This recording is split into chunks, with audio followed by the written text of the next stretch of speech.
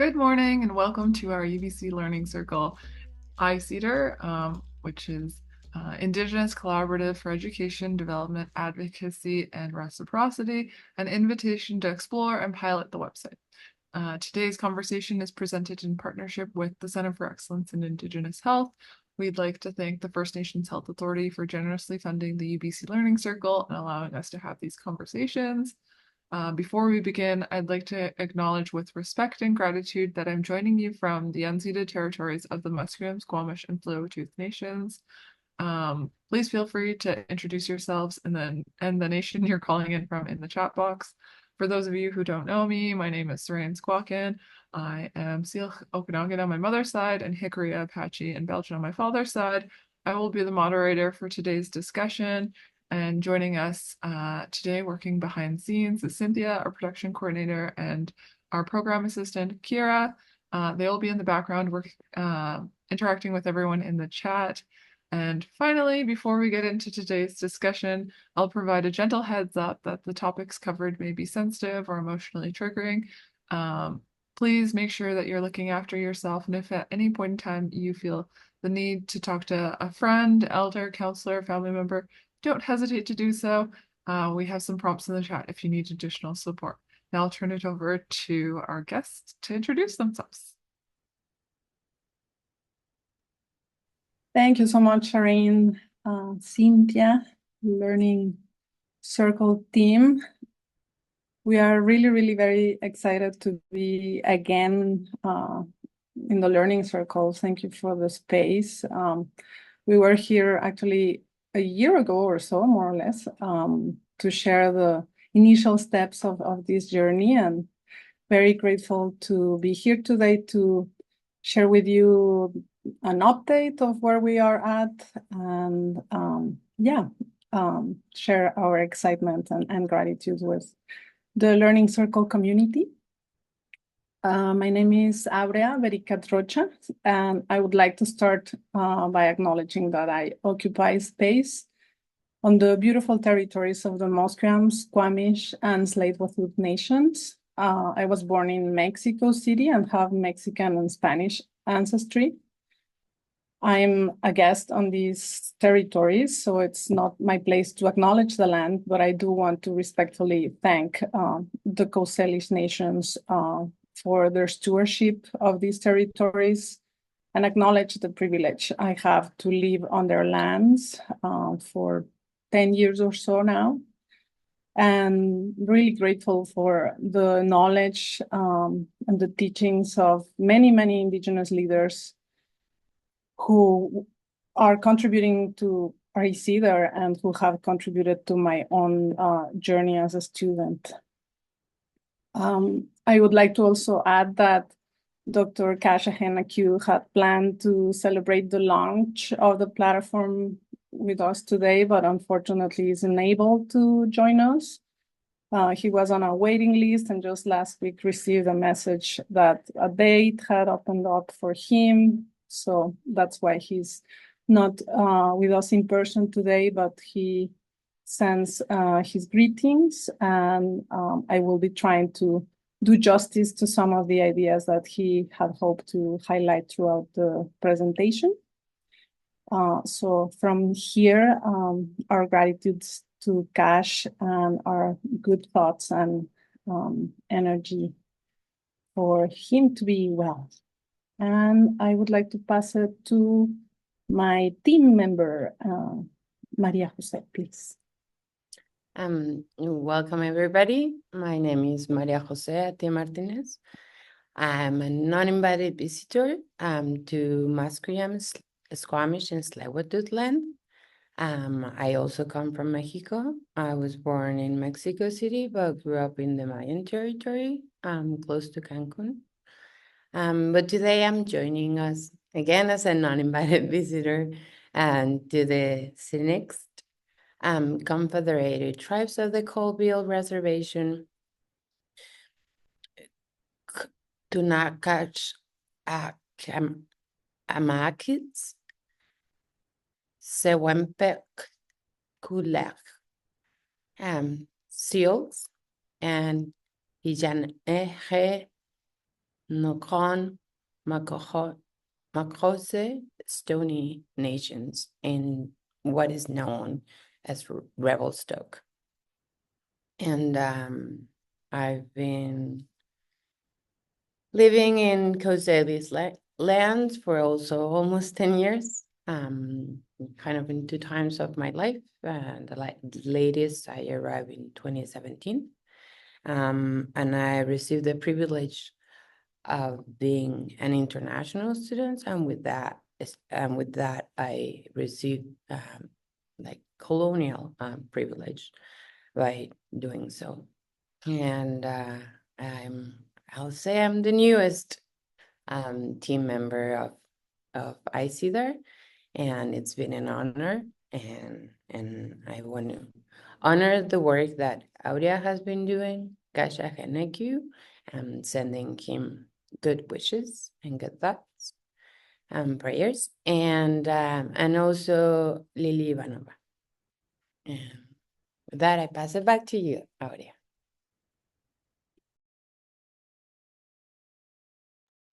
Thank you. I wonder if we can put up the slides. Thank you.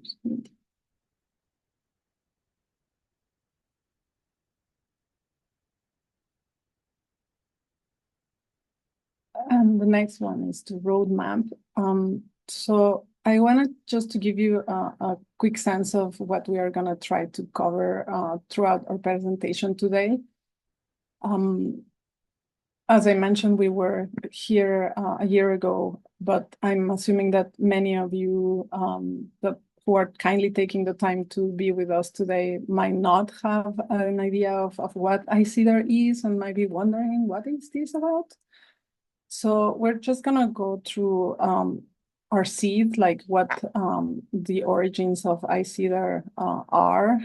I also would like to take some time to acknowledge and give some gratitude to many trees along the way. Speaking of the many people that have contributed to ICEDAR so far, and share a little bit of how they have transformed the original idea of ICEDAR into what we're going to be sharing with you today. And that speaks of the purpose and intention of the work and how it was transformed again by following Indigenous leadership and by listening to community members as well. Share a little bit about what is at the core of ICEDAR, which is basically to work on Indigenous terms in solidarity with Indigenous peoples and taking action to enact reconciliation. And last, we would like to invite you to pilot the platform with us, which is perhaps the most exciting part of the presentation, just because it brings you in to the mix. It brings you into the adventure of knowing, discovering, and making ICEDAR something alive and hopefully useful and valuable for Indigenous communities. So thank you in advance for your willingness to consider that invitation. Maria Jose is also going to help us show how we can be a user of the website and hopefully inspire you to consider becoming a member of the website. So that's more or less the roadmap of our morning together today. Next. Aurea, yes. Before you jump in, I want to thank the Library of Revelstoke for giving us the space. They want to honor and do work towards reconciliation. So yeah, they let me use their space and they were very helpful since the morning. And I also want to thank all of you for being here today, and the one that has registered. Particularly, I want to acknowledge Nora Stogan, Robbie Knott, and Asiya Mohammed, and all the ones that heard the call and are here. I raise my hand to you all.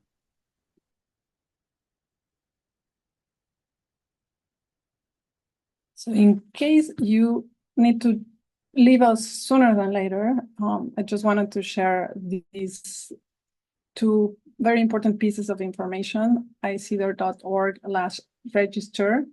That is the link that you might want to use in case you decide to register to the platform.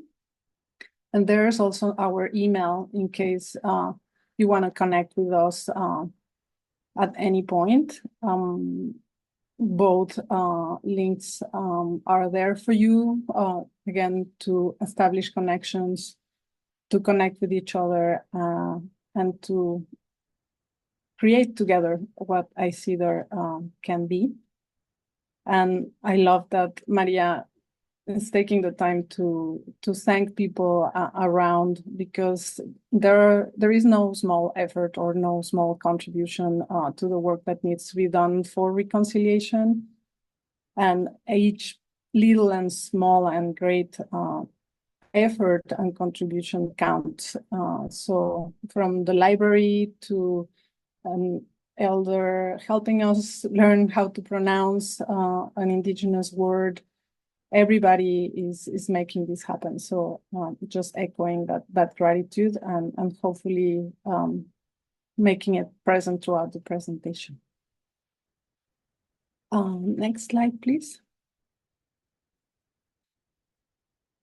So just to start by coming back to the very original seed of ICEDAR, I would like to take a moment to acknowledge Leona Antoine.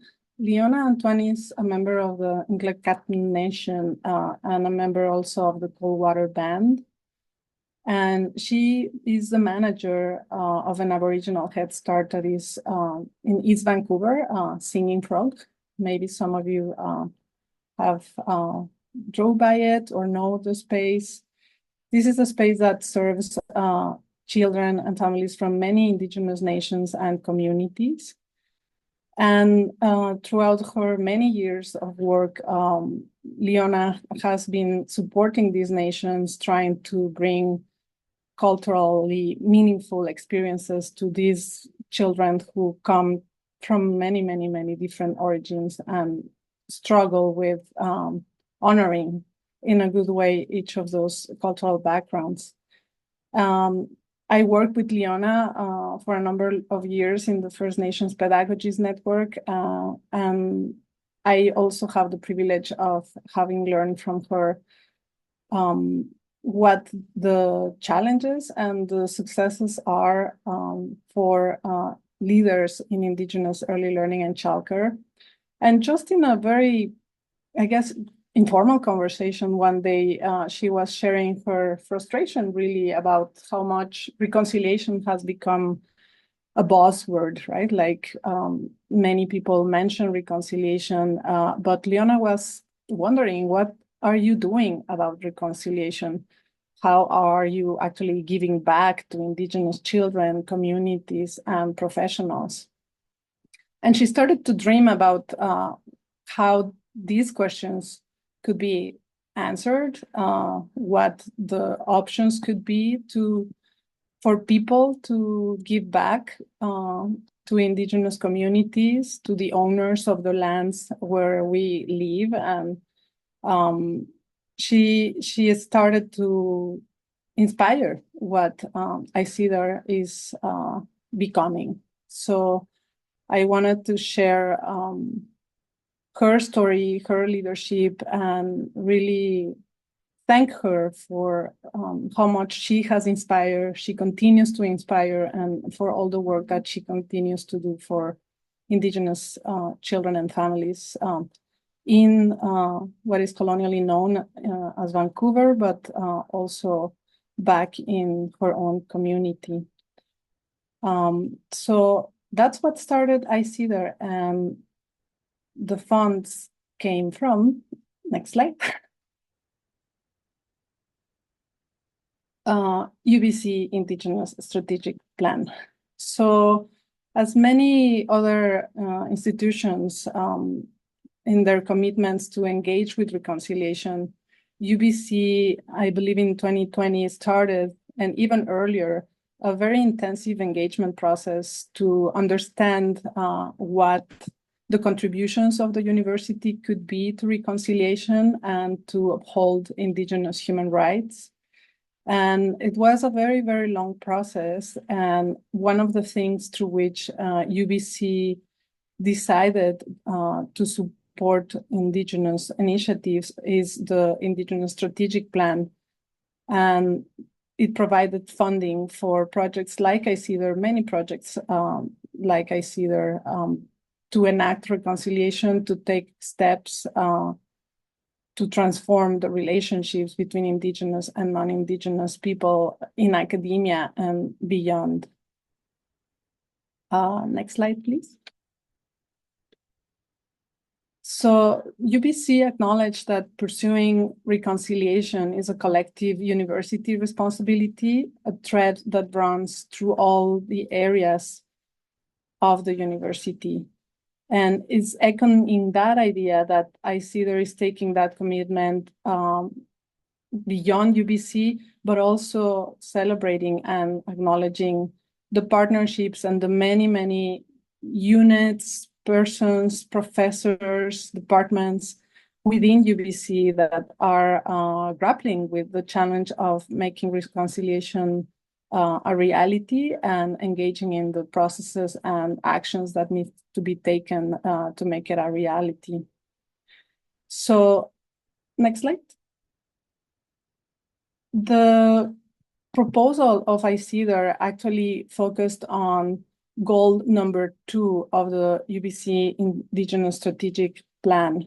And this goal, as you can see, is very much focused on research. It has as its purpose moving research forward, supporting research initiatives that are reciprocal, community-led, legitimize Indigenous ways of knowing, and promote Indigenous people's self-determination.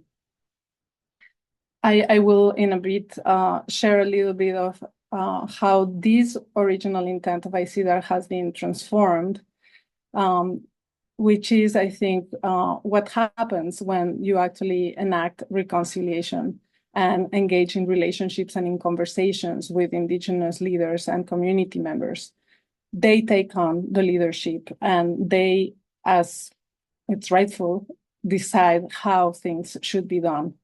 So again, I'm grateful for how the original purpose of ICEDAR was transformed, and very much looking forward to having more Indigenous members shape this idea and making them theirs. So who was part of this transformation? Next slide. First and foremost, I really and wholeheartedly would like to acknowledge Lily. Lily, who you might remember from last year, was our first and very courageous project assistant. Lily jumped in like into the unknown with me, really hoping to contribute, hoping to learn, hoping to transform relationships. And she did, she definitely did. And she was the very first contributor to how ICEDAR started to take shape, and the one who actually led the exploration and the connections that we made initially with different community members, as I will mention in a bit. So gratitude to Lily, and really, really honored to have worked with her. Lerato Chondoma and Sam Filipenko are members of the Indigenous Research Support Initiative at UBC. They were also tremendously important, and they are tremendously important for the development of ICEDAR. Lerato had the initiative of engaging in some mapping exercises to actually, before anything else, learn about what has been done in the university, what other leaders, again, scholars, faculty members, staff members were and are doing for reconciliation, to actually spotlight them and to make sure that they were part of the invitation.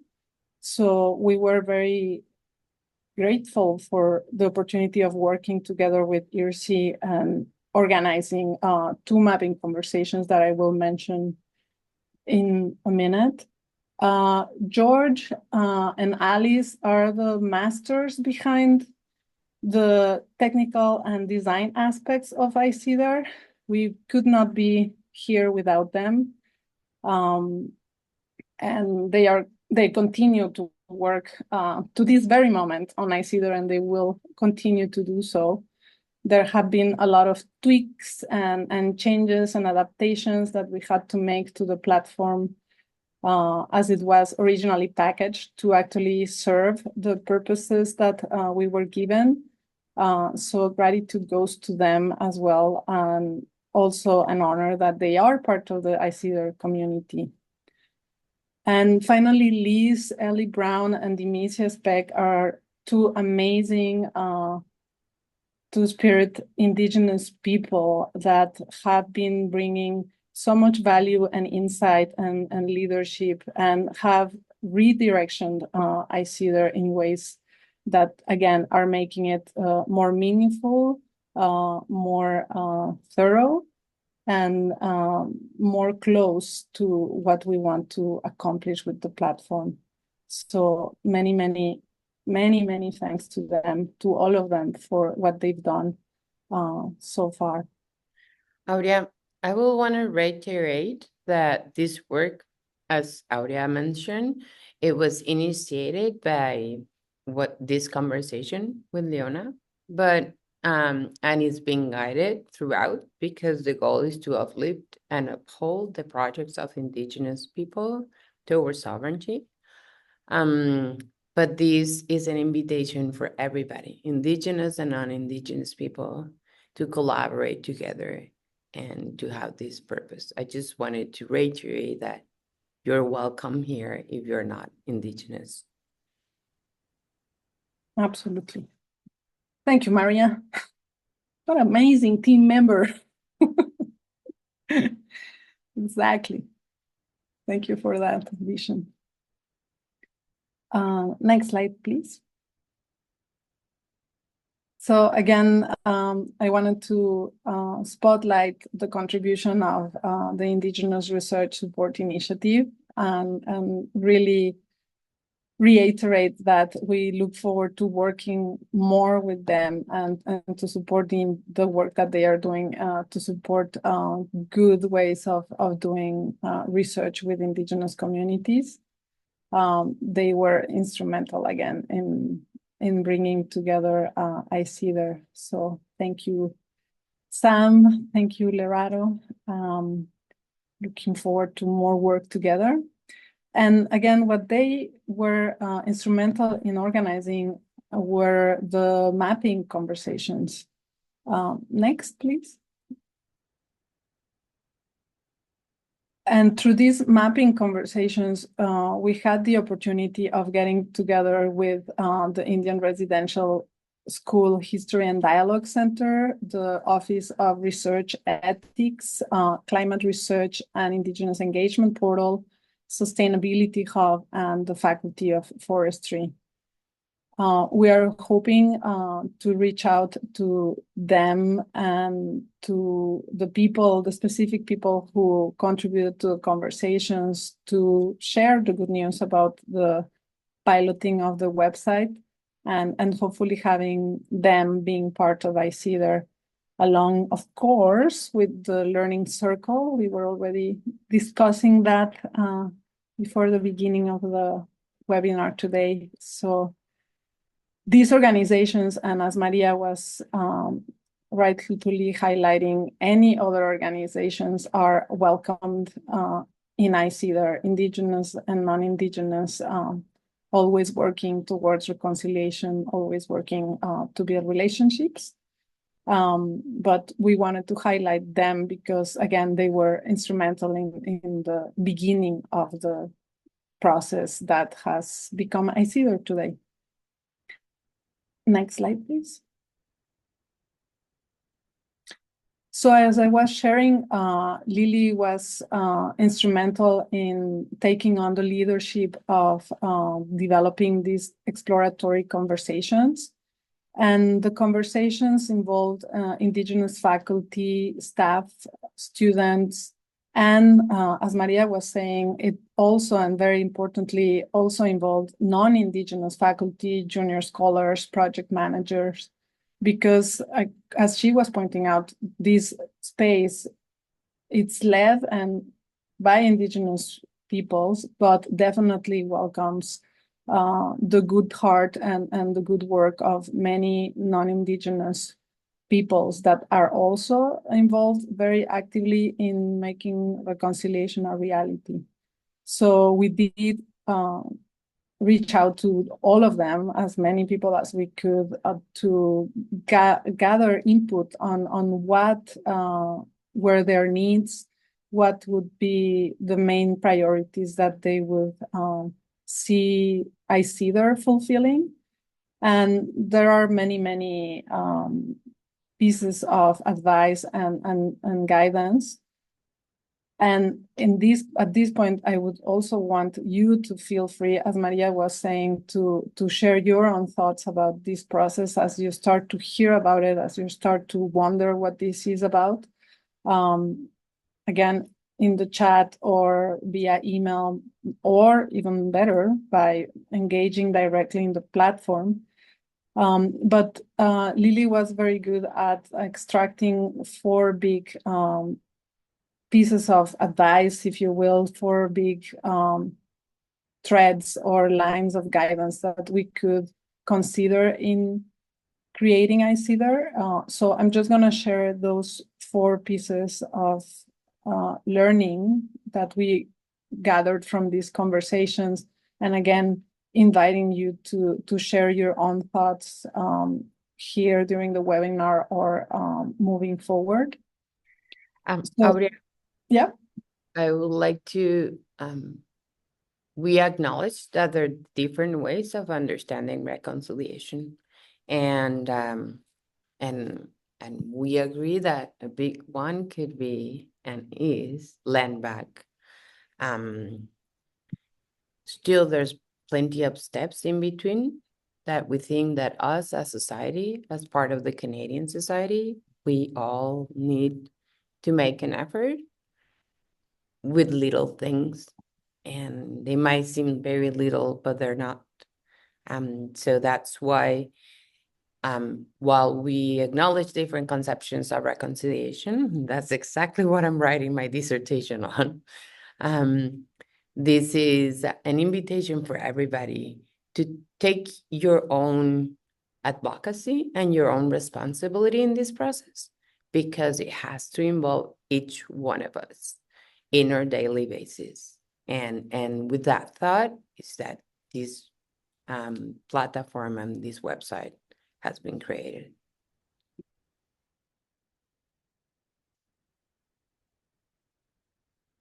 And I will let Maria speak a little bit more about her own work, which is critical to the website and to how it has been developed. In a couple of slides. Next slide, please. So the first piece of learning that we gathered from these conversations was the idea of offering Indigenous projects and persons professional services and skills relevant to their interests and priorities. So again, Leona and others have made this point. Indigenous communities are leading a lot of projects in various areas of expertise, which often necessitate resources and professional skills, which are not always easy to find. And this could take the form of anything and everything, right? Like it could be an electrician willing to go and change a bulb and not charging for changing the bulb $150. It could take the form of students of a culinary school offering to cook a meal for the staff of an Indigenous organization. It could take the form of expert advice to develop and improve the vision of an Indigenous organization by supporting the development of a website. There are many, many ways in which support can be provided. And we wanted to make a point about how different those ways of supporting can be, and making clear that they are not limited to providing an academic service necessarily, which definitely is something that is also welcomed. And we've had people suggesting that that's what they could offer, but really trying to make a point about how broad the ways in which we could help are, and inviting people from all fronts and from all capacities and from all backgrounds to consider and to value what they can bring to the table to enact reconciliation. Next slide, please.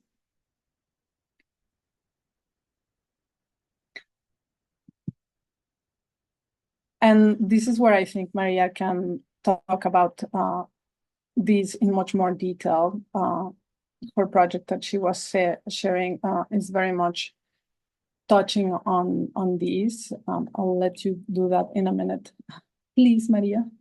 But just to speak about the learning that Lily specifically gathered about these, emphasizing responsibility and awareness in non-Indigenous participants was something that many Indigenous people contributing to these conversations highlighted, and is very much related to what Maria mentioned, and hopefully will expand on.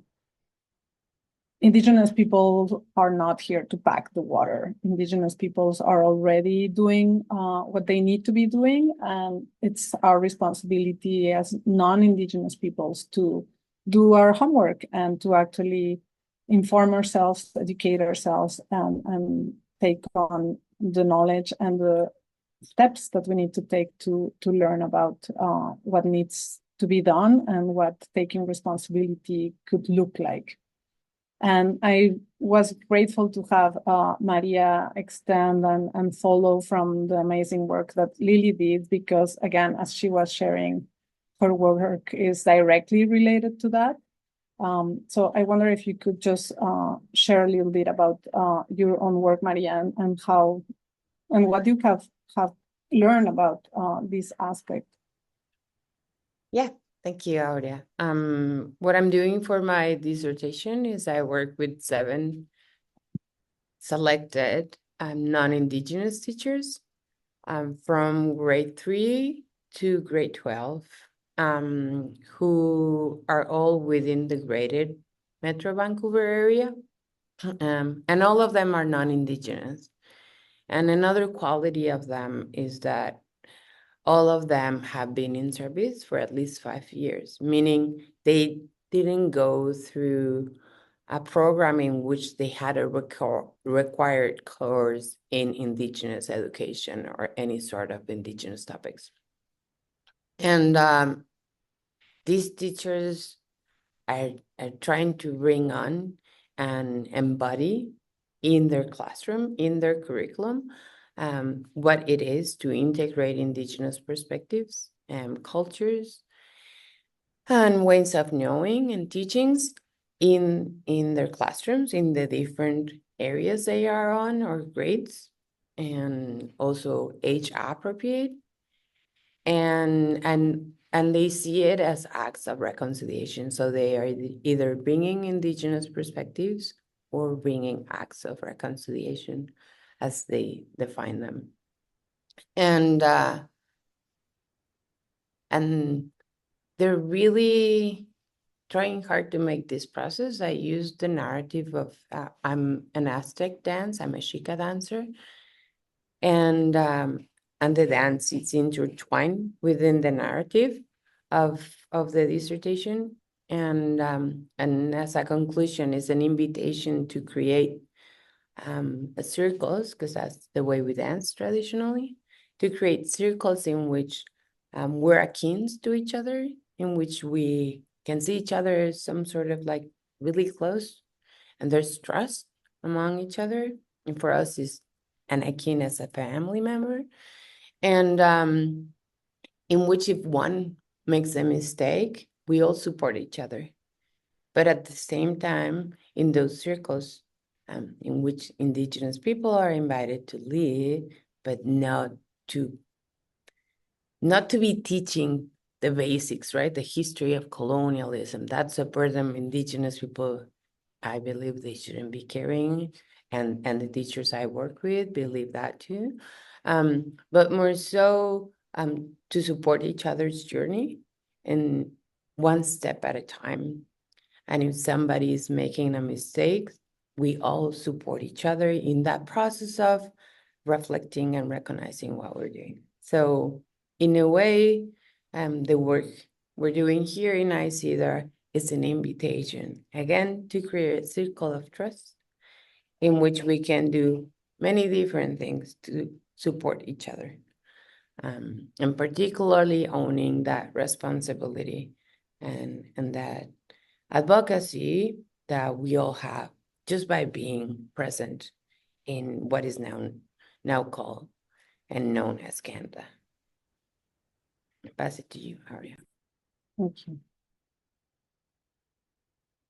Next slide, please.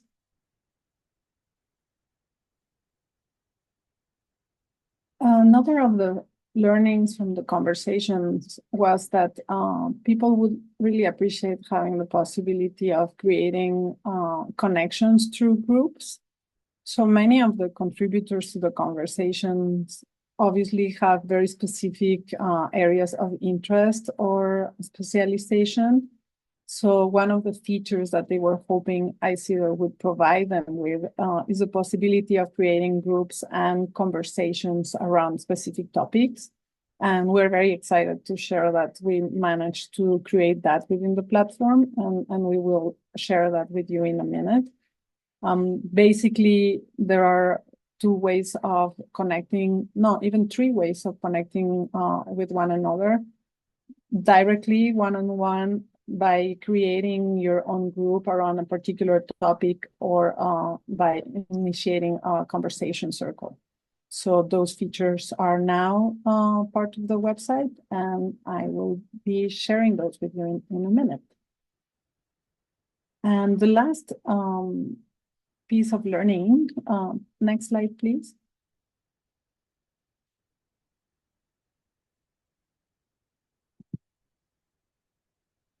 It had to do with offering a user-friendly platform and app to increase accessibility and usage.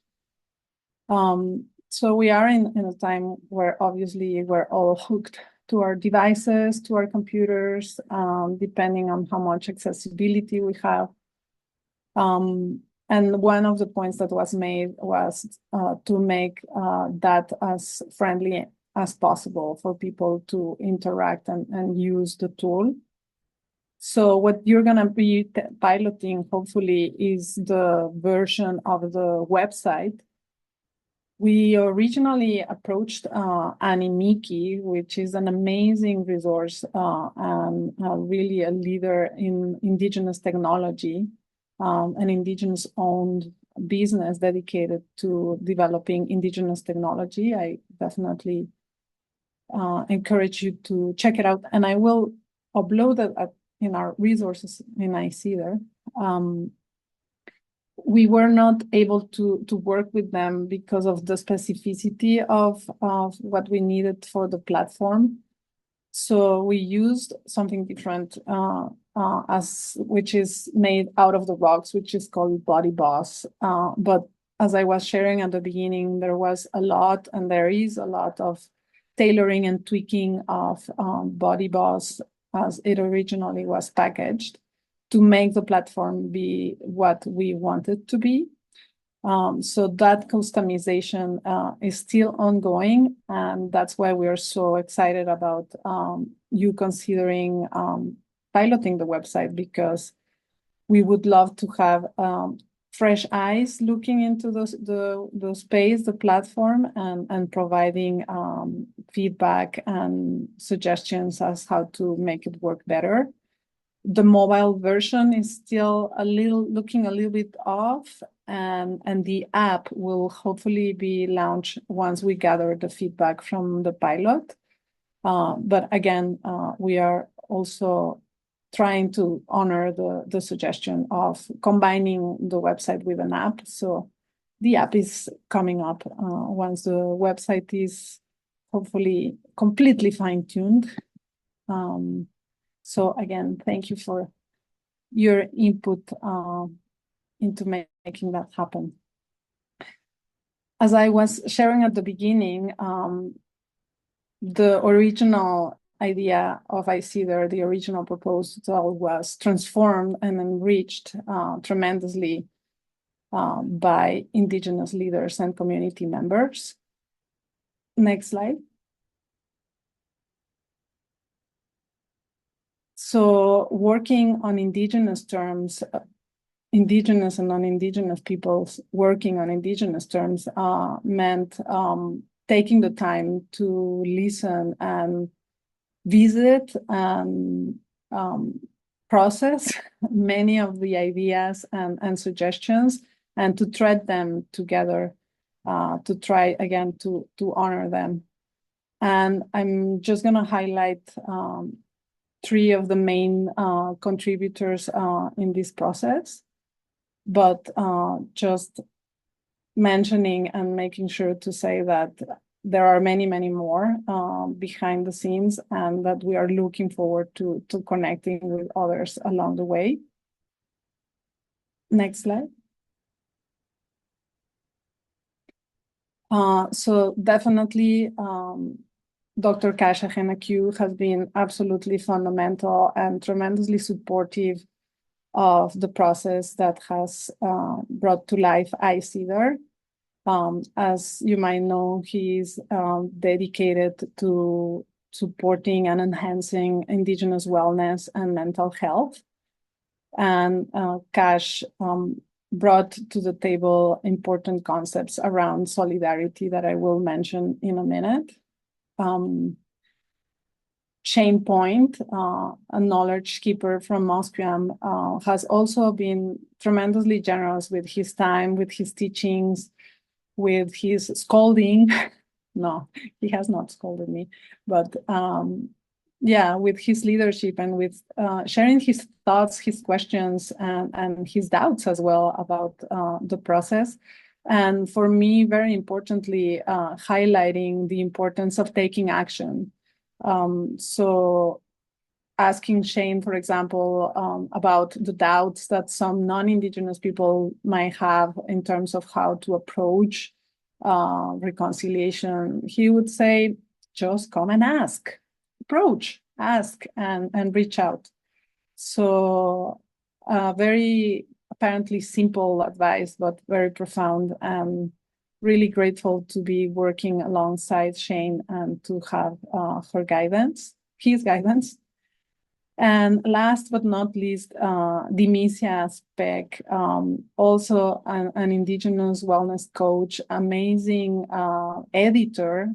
And Dimicia has been tremendously important for shaping how the ideas around ICEDAR are being expressed in written form. But not only that, like they have been bringing in a lot of thoughtfulness and depth into how things need to be framed and understood, and a lot of care in how to do so. So I will just share next little bits and pieces of how they each have transformed what ICEDAR is. Next slide, please. So as I was sharing, Kash was instrumental in bringing forward the idea of working in solidarity with Indigenous peoples. And this is crucial because we need to reach a better and greater understanding, respect, and collaboration. Also crucial because of the need to acknowledge historical and ongoing colonialism and injustices faced by Indigenous communities, and because solidarity is required to commit to work together towards reconciliation. It's also part of advocating and working towards self-determination, cultural preservation, and decolonization. Kash is the one leading that part of the spirit behind ICEDAR and really highlighting how important that component is. Next slide, please. Action and reciprocity is a contribution of both Shane and Dimisia. So the original name of ICEDAR was Indigenous Collaborative Education, Development, Advocacy, and Research.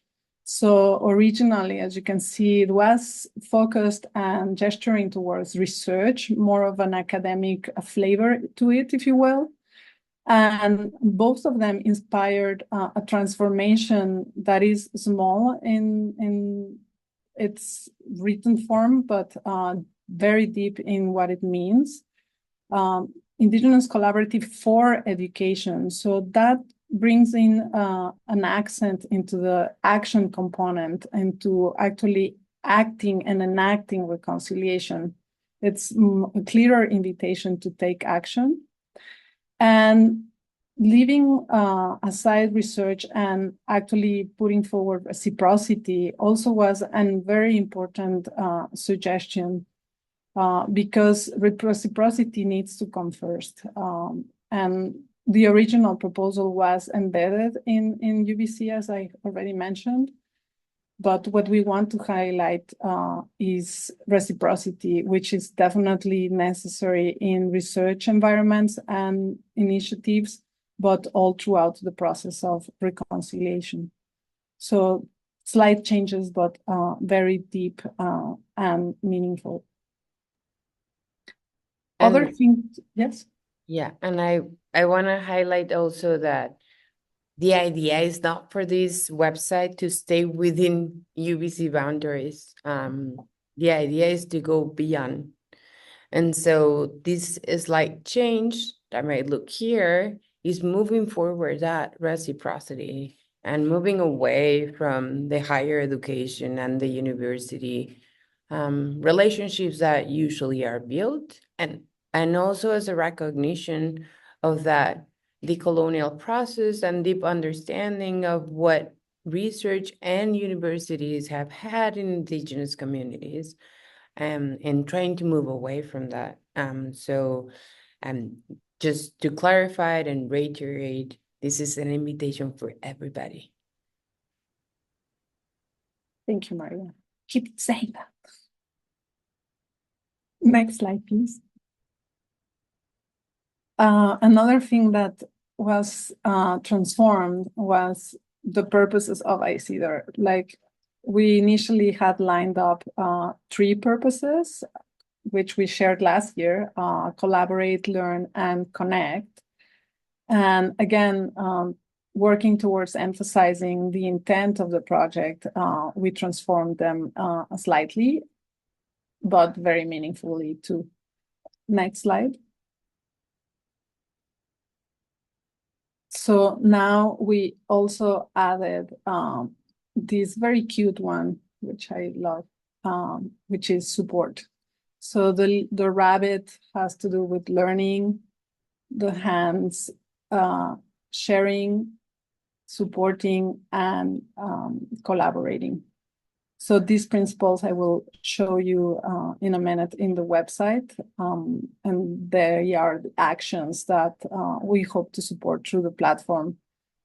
And you will find in some days the story behind this Indigenous art, which belongs to Alice Jo, who is from the Inca-Catman Nation. And there are teachings embedded in the art that she provided for the website. And again, very grateful for her to bring her culture, the beauty of her work, and Indigenous art to be part of the website. Next slide, please.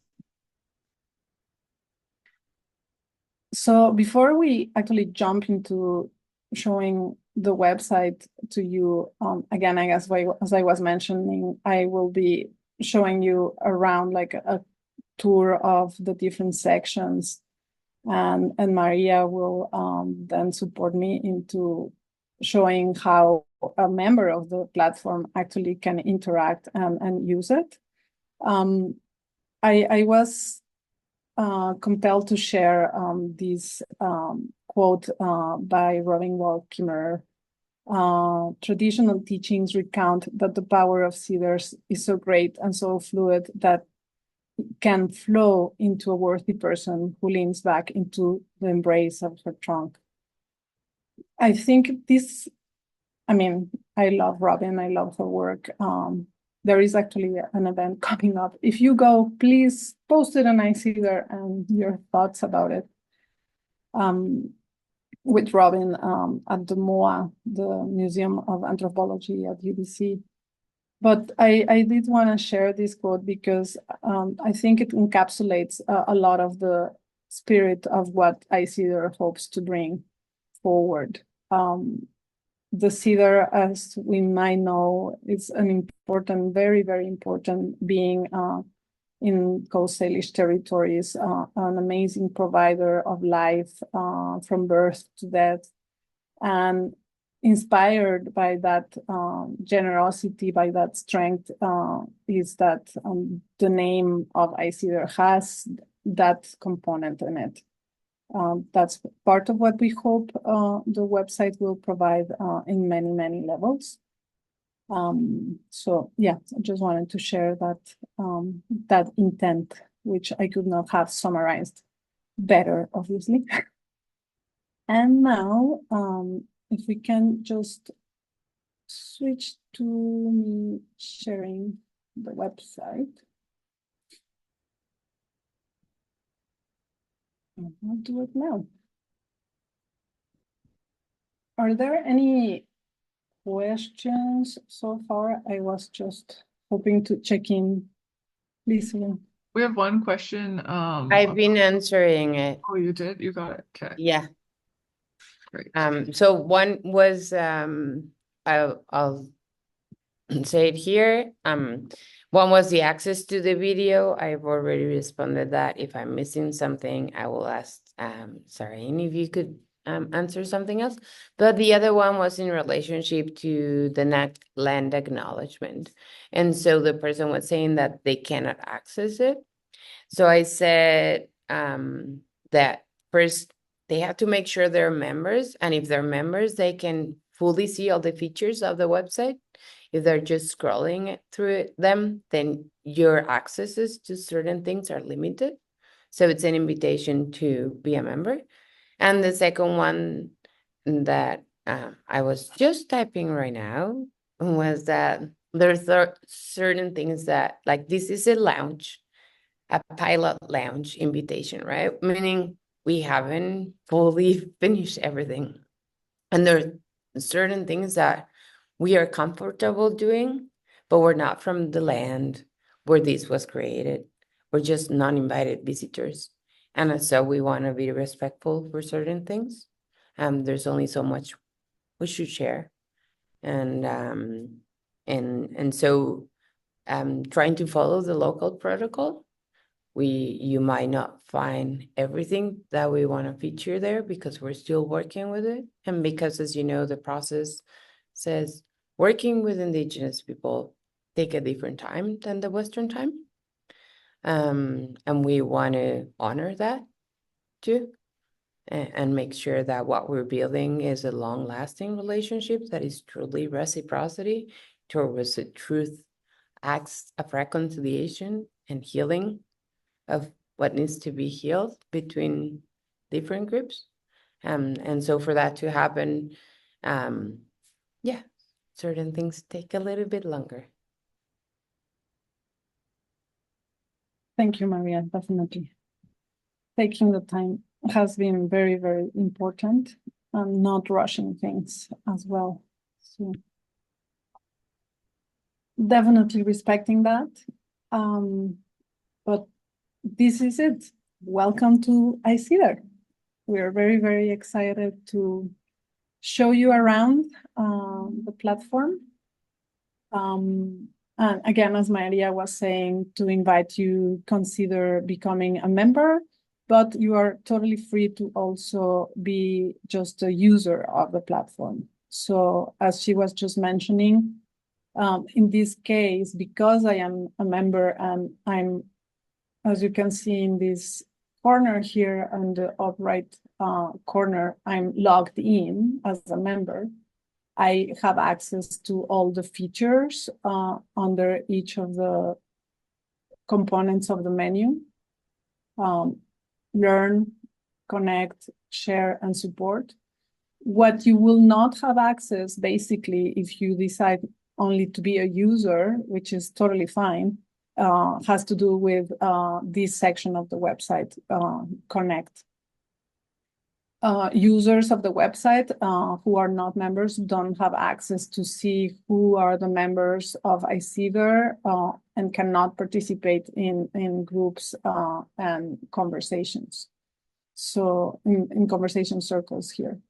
So that's the main difference. Other than that, you are welcome to navigate the website, to look for events, consult resources, and make use of the content.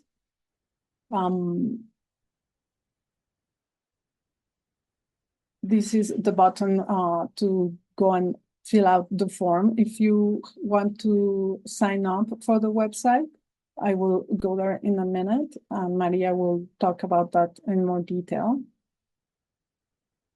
And again, these are the 4 actions and principles of ICEDAR, summarized very briefly in these little blurbs here. We mentioned a little bit here about our purpose and intention, the seed of our work, and also this part here includes part of how we try to acknowledge the land. This is our email if you want to connect with us. And something that Dimicia very thoughtfully brought to our attention was the importance of including these types of resources. And thank you, Cynthia, because we were able to also include the resources that UBC Learning Circle has gathered, which are amazing. So very quickly, I added a link to that here. So many of you might be familiar with those resources, but we are grateful to be able to add them as well. This is, again, our menu at the bottom. So just to give you a quick tour, one of the things that I find more exciting about the website is this section, interest bundles.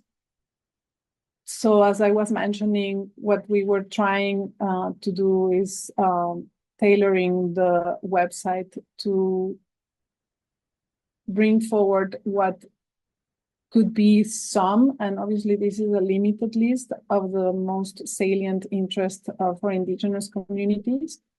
So the bundles bring together different components of the website, which comprise the events, the conversation circles, resources, members, job postings, and groups.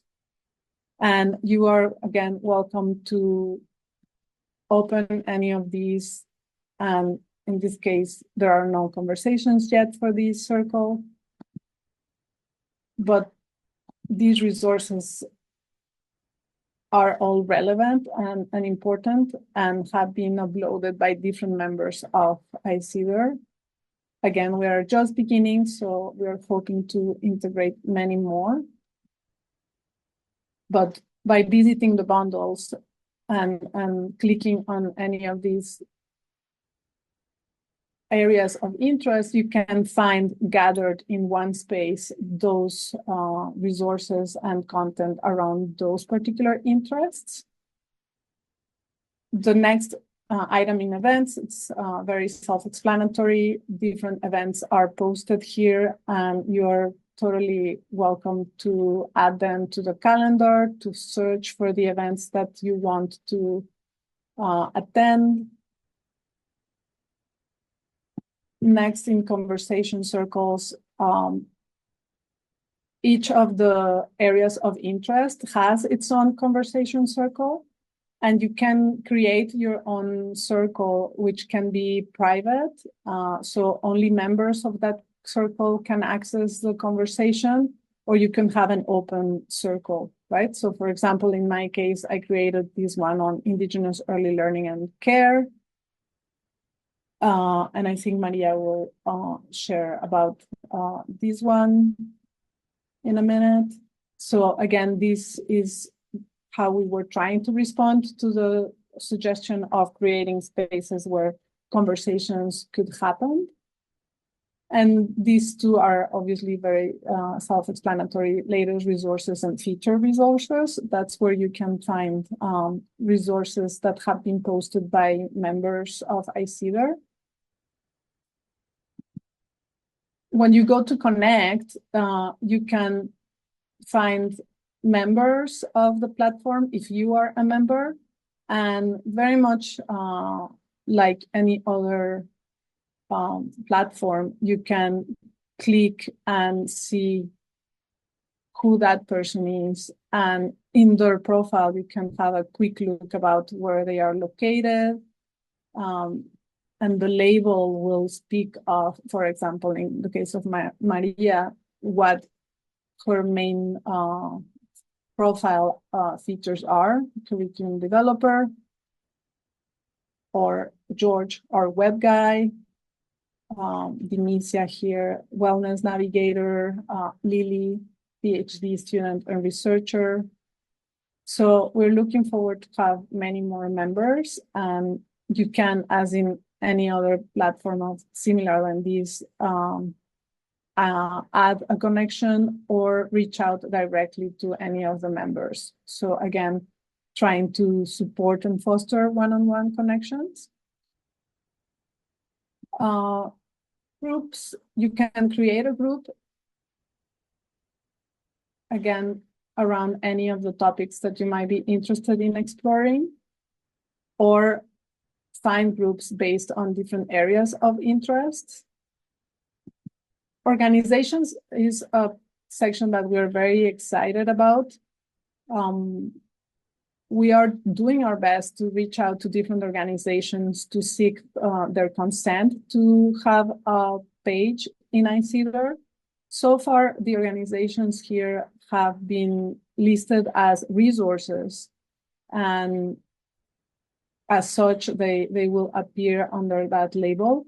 But organizations can also have their own page and provide specific information about what they do, what their mission is, and anything and everything that they might want to share about their work they do.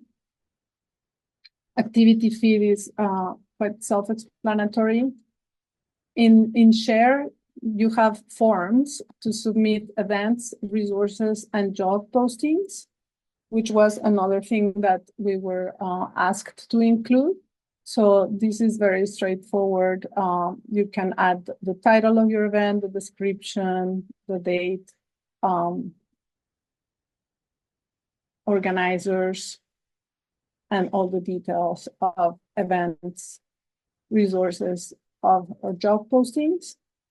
And last, but definitely not least, the section on support speaks of collaboration, mentorship, and giving back. And this is a section that connects to the other sections related in the website. And we have done our best to try to explain what we have envisioned as possible ways of collaborating, of engaging in mentorship relationships, and of giving back. So in collaboration, you are welcome to do that through your profile. As I was saying, you can connect one-on-one with other members and check out what is in their profile and see how you resonate with them. I will talk in a minute about the sign-up process and how important it is. You can create a group, and you can create also a job posting. As for mentorship, this was a section of the website that has been important and very delicate as well, because mentorship is conceived in many ways, and it's also something that we kept in mind when deciding to put it up. So in this case, you have this brief form that you can use to describe the type of mentorship you want to offer or request. And you're welcome to make suggestions as to how to better frame this section. Again, we want to make sure that, and this is a point made by Dimicia very clearly, that cultural safety is present in all the interactions. And I will touch on that in a minute as well. And last but not least, the give back section is also just beginning to be populated. But in this section, we will list all the organizations that, including ICEDAR, would benefit from donations. And this can obviously take the form of time, funds, and any other kind of items. So just to come back to the registration and to pass it on to Maria. When you click become a member, you will have the option of filling out this form, which has first this very brief sign up components. So the basic ones that we all are familiar with when signing up for a website or a service. But very important is this section here. You can add more details to your profile at a later time. And this section of the website, of your profile is very important because it will provide information for others to know you better, to know what your occupation is, what your interests are, the projects that you're involved in, your organization affiliation, your training or education, the skills that you have on offer, the skills that you request, and your availability and avenues for collaboration. So obviously this might take more time in terms of filling it out. That's why it's a section of the sign up form that you can complete later. The first one here, the first fields here are just what you can fill out first to have access. And very, very important, I would just want to highlight before passing it on to Maria Jose, the participation protocol. That was a component that we were hoping to highlight because in contrast with other social media platforms, we were really trying to be very thoughtful and careful in terms of how to frame the relationships that would take place in ICEDAR and the types of connections that people would make. So we took inspiration from the work of Dr. Joanne Archibald and her story work book. And we use the principles of story work to create these principles of participation for us to invite people to try to abide to them when interacting in ICEDAR. So you're welcome to read them to understand what the spirit of the relationships that we are suggesting is. And last but not least, ICEDAR upholds the principles of ownership, control, access, and possession of Indigenous information as defined by the First Nations Governance Center. So as many of you might be aware of, OCAP principles protect Indigenous information. And we are conscious of the risks that exist in putting out information in the web, like there are so many unknowns. But as much as possible, we are trying to abide by those principles and encouraging ICEDAR members to do so as well.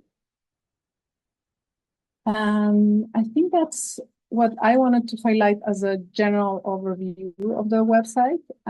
If I may, I'll pass it on to Maria Jose for her to show how to do more fun things in the website. Thank you, Maria. Okay. Oh, I will navigate them. You mean? Okay. Thank you, Aurea, for guiding us through it and for sharing a little bit of the history, and we're trying to do this in a good way. The way it was shown to us for a long time now, but also following the protocols of this land. And I also want to share for the people that are signing up. When you went through members, I saw a lot of names that are already here now. And again, if I miss saying a thank to somebody, I just saw Penina. You're here. What an honor. Thank you. Thank you for each one of you for being here. And we highly appreciate your support. So I'm just going to walk you through my profile. If I can figure this out. There, profile. Okay. Which honestly, when I first signed up to be a member, I was like, oh, this is asking me so many questions that I want to go through it in so much detail. I was the one that like, loud out, you need to tell people since the beginning, because I was feeling stressed out. So I had a chance to recently update it in order to do this presentation. And I wrote a little bit more about who I am, how I come to do this work, and what I'm passionate about. I've also sharing where I am at and the kinds of works that I'm doing. I'm working in a paper with Aurea, and I'm working on another paper about Caribbean complex identities with Asiya, who's here. Thank you for coming, Asiya. And these are some of the courses I'm teaching. And from here, I just want to show you a few things that Aurea already went through them, but that I want to highlight. So the conversation circles, I just created one because I happen to be in this marvelous land that has a lot of history on indigenous food sovereignty. And I guess you should be proud of Sarai, because what a great work you're doing here, or your people's doing here. And so I just created this. I try to describe it a little bit more, in that this group has a particular interest in promoting and supporting food sovereignty, especially indigenous food sovereignty, in both urban and rural areas. The goal is to share and discuss general concerns and ideas in this topic, such as laws, rules within community gardens, traditional medicines, and traditional food sovereignty, funding, volunteering, and so on. But I also wanted this space to be broad enough, while considering there's general particularities in terms of food sovereignty in remote reserves areas. And there's a huge difference between how that looks like in southern Canada and how that looks like in northern South Canada, right? So because that's not the land, I'm not invited visitor on. I was just trying to post here the possibilities that maybe others want to reach out and gather together in a different group. So there's also events. I was looking for truth and reconciliation events, so I just found that Metro Vancouver has so many. So you can visit the website, and depending on where you're located, then there's the options and what is going on there. And I thought it was very useful. A lot of people don't really know what to do, and I just feel it's a burden to ask Indigenous people to teach us the colonial history again and again, and that we should better do our own work. So here are some possibilities of events you can attend within Greater Vancouver. Then in terms of the latest resources, and I thank you, Lindsay, for sharing that that possible resource that we can share here, it'd be fantastic. But it's hard to present resources that we didn't create it, because again, we want to follow in a good way the protocol. And what we've learned is that we need to ask the person that created that resources in order to share it. So I'll give you an example of, I think it's here, cultural language,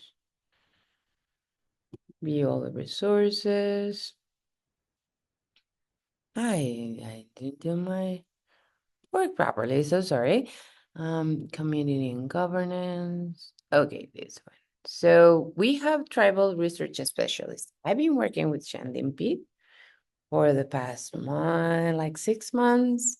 And so we have a close relationship. He's like the main person in this podcast. So we approached him and asked him if it was okay to share this here. And he looked at us and said, like, it's public, man. But still, we wanted to make that effort of asking and making sure it was okay to showcase them. And so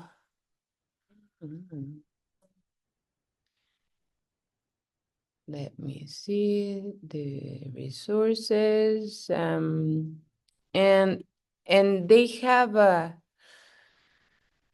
podcast, which is the one that we wanted to showcase here. Let's see where it is. Here, the podcast. The work that Tribal Research Specialist LLC do is basically based in the United States, in Arlene, Montana. But there's certain topics that they touch on that have a lot of significance and meaning to Indigenous people in Canada. And for that reason, I thought it was a good thing to showcase this podcast. And I honestly, sometimes I'm listening to it and I'm like cracking up laughter alone in the bus, because what they're discussing is just like touched to my heart and my life experiences in such a way that it just brings me joy. So if you haven't heard about this podcast, I highly recommend it. It's a lot of fun. Instead, because they also have the organization, then we created a different thing, which is like in organizations, which is this one. And here it gives you a little bit more of the projects that they have been involved, or they're involved nowadays, where they are based, and a little bit more background of what is this thing of tribal research specialist. So this is just an example of how some resources might be created by a particular organization or person, and an example of how we're trying to do this in a good way and following the protocol that was taught to us, meaning talking to the person, although this information is available online. We still are trying to do that effort of connecting with whomever created it and making sure that we showcase them as soon as they give us the okay. But you can also imagine that we are only a few people here. So the more we gather here, the easier it will be to contact all those connections that we already have built for a long time, and make sure that we are able to do that in the same way. Just a heads up, if you decide to submit a resource or submit an event or job posting or even an organization, for those things, we will try to do screening, meaning making sure that these kind of protocols have been followed, right? And making sure we review it. If there's something missing that people could connect to or whatever, then we will be editing that particular resource. So it might take us a little while to upload what you might put here when you submit a resource, but don't worry, we're on it. We're just making things, following indigenous protocols and making it in a good way just takes a different time, as we all know. And so, yeah, this is it. So, members, let's see. I'm this funky person, but now we have Heather Clark, Robbie Nutt. I know Robbie Nutt because we were together, so I'm definitely want to ask him to be my friend here. And so maybe we can start connecting. We're actually working on a paper with a lot of hoops and oops because it's a lot of people who's writing it. And Lindsay, if you're still here, I'm going to connect with you because I want to make sure we get access to the resource that you created because it sounds really important for this work. I'm gonna go ahead and make friends with Demesia. And yeah, am I missing something you wanna showcase, Aurea? No, wonderful. I we are getting closer to the end. I guess I was just gonna mention it's very self-explanatory, but resources once uploaded, they can be shared regardless of you being a member or not. You can also make them your favorite resources, in which case they will end up in your profile, archived in your own profile. And there is also a little button on the right-hand side of the website for you to invite others to join ICEDAR. If you want to click that, that will be also an option to spread the word, spread the love, and invite others to be curious and contributing to the platform. But thank you for showing us your journey in ICEDAR. So I guess I've been trying to be diligent responding to the questions, and I know there's more comments on the chat, but we can now open the floor to whomever wants to comment something, ask us a question, whatever might be needed. Yeah, we have a few questions here. The first one is, what are your long-term goals with ICEDAR and the platform? Oof, that's a good and broad question. We really want to put that into the hands of the community in the sense of, and Maria Jose was saying this, like, we need to put it out and see what it becomes. And I think that was very well said. This is meant to be something that is shaped by the community, that is shaped by Indigenous leadership. And we will obviously take on input, feedback, suggestions as we have been doing it to the best of our abilities to make it into a space that is useful and that is celebrating the work, the immense amount of work, of amazing work that is being done in Indigenous communities for and with Indigenous peoples. So really, it's unbounded, if you will. Like, we really hope that the community will make them the space theirs and that it will take shape based on authentic interactions among people rather than us shaping it into a particular way. We are just, if you will, providing a shell, and the pearls and all the gifts will come from whoever finds it important. We definitely don't want to duplicate work. I see there is not about, doing things instead of anyone else. It's more about facilitating, shedding light into the important work that is being done and celebrating it and sharing it and making it accessible and disseminating it further. So I hope that answers a little bit the question. Thank you. That's a great question. And just to add on, we hope that ICEDAR takes the life of its own, and each one of us member and as each one of us projects, right? We don't want to hold them in any way. We just hope that it has its life, and so it really provides that safe space to honor indigeneity in general, and to work alongside each other towards steps towards reconciliation. Thank you.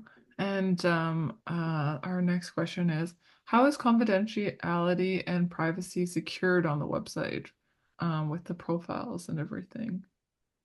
We have a privacy policy that you can click on and read for more detail. It's on the homepage at the very bottom of the page. And also when you fill out your profile, there is also a link to the privacy policy. We're doing our best to align the privacy policy with OCAP principles. But basically, we are ensuring that the personal information is not shared, is not sold without a permission or without any justifiable reason. So it's standard in the sense of how privacy is preserved in other spaces, but tailored to uphold OCAP principles. So the policy is on the website at the bottom. Happy to answer more questions about it if that is not clear, or if there is any addition that you think should be made to that. And I think that's a very important sideway. As we mentioned, this is a lounge and to pilot it, right? We don't feel still like, okay, it's ready to be alive and kicking and go away. It's just like any project, we have to like take care of it like a baby or like a little plant, like ICEDAR, and then making sure it has enough water, it has the correct soil.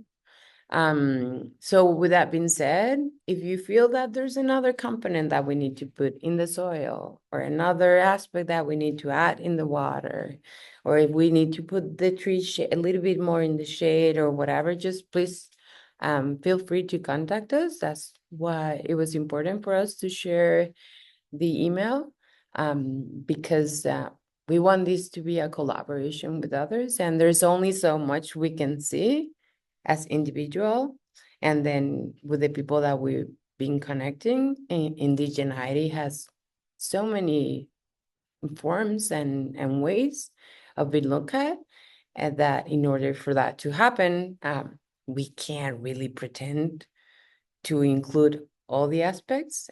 We acknowledge that there be things that we will have to work on, maybe forever, and that's good. This is just an invitation for you to like, hey, this is missing or whatever, please let us know. Thank you. Our next question is, so we live in the day and age of internet, and sometimes there are people who enter spaces that are more harmful. Do you have any processes along the lines of when someone does put something either in a discussion or a page that may be harmful to the group or the platform? The participation protocol had to do exactly with that. We were really hoping to avoid those types of interactions, because sometimes people ask for help in social media, and instead of actually receiving help, they might be dismissed or find to be responded in ways that, as you were saying, are harmful. So that's why we try to invite people to abide to the principles of the participation protocol. Obviously, we're just starting. We are hoping that that will clarify how we are hoping people to conduct themselves in the space, which is basically to be respectful with one another and to come to the space with the intent of collaborating and supporting one another. We hope not to be finding ourselves with having to point out when that is not the case in a particular interaction, because again, we are hoping that people will take on the space and make it their own. So the participation protocol is meant to hopefully avoid that type of harm, and also the point of highlighting cultural safety, which is also something that we will be trying to make even more evident throughout the website for everybody to keep that in mind. as they become familiarized and decide to engage with others in the space. I think it's also important to mention that there's going to be certain things only for Indigenous folks. And so because they were created in that way, and we want to honor that. And at the same time, as Aurea showcased, there's certain things that you can have private. And then you select, like kind of the categories. And one of them could be only Indigenous people can join this one, for example. But I will highly encourage any of you, if you see any way that you feel unsafe or in harm, or if we're missing something in the protocol or whatnot, please don't hesitate and send us an email, because we're really trying to avoid that. And if that happens in this space, then that's not the reason why we created the space, and that's why we're taking so long to follow certain protocols and build certain relationships. This one was, I think, answered in the chat, but it would be great to hear your answer just over the Zoom. So how are these spaces being moderated? Is there like a site coordinator? Like we kind of addressed that like in the previous question, sort of. Yeah, like how are the spaces being moderated? People opening the groups, for example, or the conversation circles are become moderators of those spaces. Like, we are not in charge, and we are hoping not to be in charge of that, because we each have to take responsibility and ownership, right? And because we couldn't, right? Nor do we have the authority and or the time. Like, I'm totally volunteering for this work, so imagine if I was able to do that. No, I couldn't. And I don't want to, because I think people coming to the space and understanding the intent of the work and of the type of interactions that we're supporting will do it in a good way and take responsibility and ownership for their actions and words. At least that's what we are trying to encourage, and we trust that that will be the case. Great. That was our last question. Do you guys have any closing remarks? Just tremendous gratitude to you all for taking the time to be with us today. Enormous gratitude as well to, again, all the people that have contributed to ICEDAR. During the previous learning circle, we had 26 people there lined up from that connection that we will follow up with. So thank you, just a lot of gratitude, and hoping that the space will be meaningful and supportive of Indigenous self-determination, priorities, and interests. And I just want to raise my hands high to all of you, not only for attending, but also because you're here, because you're interested in these kind of topics. And I bet there's a lot of the projects that you're doing that we will want to raise our hands to and uphold and uplift in a good way, and find ways to support each other, and finding job postings, finding funding, finding way to spread the work of the people that are doing the good work. So yeah, thank you. Thank you to all our guests and for everyone for joining us today. And thank you so much, Aurea and Maria Jose, for an amazing discussion.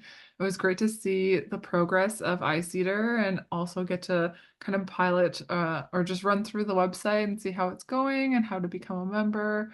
And yeah, it seems like it's gone quite far in the last year, which is amazing. And just before we end this webinar, we'd love to bring your attention to our upcoming webinars. We had to adjust the date for this one. So exploring Indigenous influences in hockey via hockey cards with name Cardinal. That's no longer on September 23rd. That one's updated to different dates. I don't know it right now. I think it's October. but it'll be on our website. And then we have our next one is tax and benefits information. Oh, it's October 8th at 10 a.m. to 11:30 a.m. And then we have our next one is tax and benefits information for Indigenous peoples. That's on October 17th, 10 a.m. And then land-based fitness with Alana Cook. We have Alana back, and she'll be on October 22nd at 10 a.m. All our webinars are free to sign up for at our website at www.learningscircle.ubc.ca. And yeah, so thank you for joining us today. We look forward to seeing everyone at our next Learning Circle. Lim Lim, thank you.